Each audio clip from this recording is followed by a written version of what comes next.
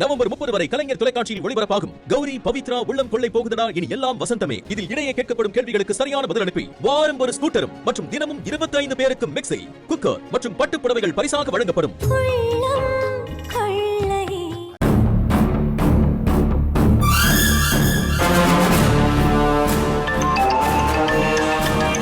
என்னக்கா அசோக் போன் பண்றான்? என்னன்னு கேளு. சொல்லுடா, என்ன விஷயம்? அம்மா, துர்கா மட்டும் கொஞ்சம் கூப்பிடுங்களேன். டேய், ஆபீஸ்ல இருந்துகிட்டு திடீர்னு துர்கா கிட்ட பேசணும்னு சொல்ற, ஏதாவது பிரச்சனையா? ஆஹா, அதெல்லாம் ஒண்ணும் இல்லம்மா. மதியத்துக்கு துர்காவை லஞ்ச் எடுத்துட்டு வர சொல்லிதான் கூப்பிட்டேன்.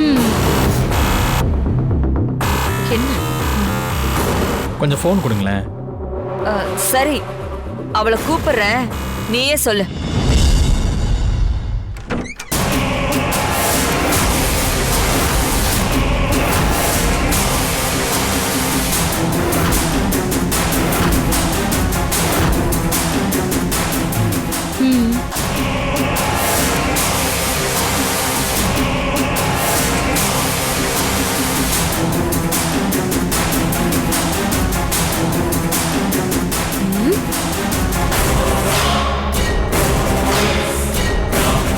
என்ன என்ன பார்த்துட்டு திடீர்னு பேய் அரைஞ்ச மாதிரி ஆயிட்டீங்க? நீங்க எதிர்பார்க்காத நேரத்துல நான் வந்துட்டேனா? கூப்பிடுறதுக்கு முன்னாடி வந்ததும் இல்லாம கரெக்டா வேற பேசுற. ஒருவேளை நான் பேசினதை ஒட்டு கேட்டிருப்பாளோ? நான் கேட்டதுக்கு பதிலே இல்ல. சொல்ல விருப்பம் இல்லையா? அப்படியெல்லாம் ஒண்ணும் இல்ல.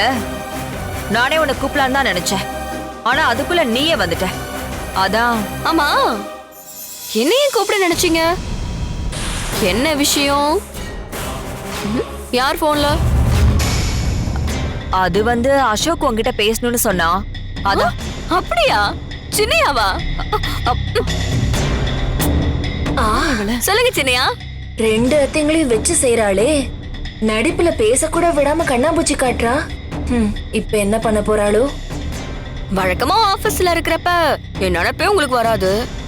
ஆனா இன்னைக்கு என்னடானா திடீர்னு போன் பண்ணிருக்கீங்க. ஏதாவது ஸ்பெஷலா? ஆமா, ஸ்பெஷல் தான். இன்னைக்கு மத்தியானம் உன் கையால சாப்பிடணும்னு தோணுச்சு, அதான் போன் பண்ணேன். நிஜமா தான் சொல்றீங்களா? ஆமா துர்கா.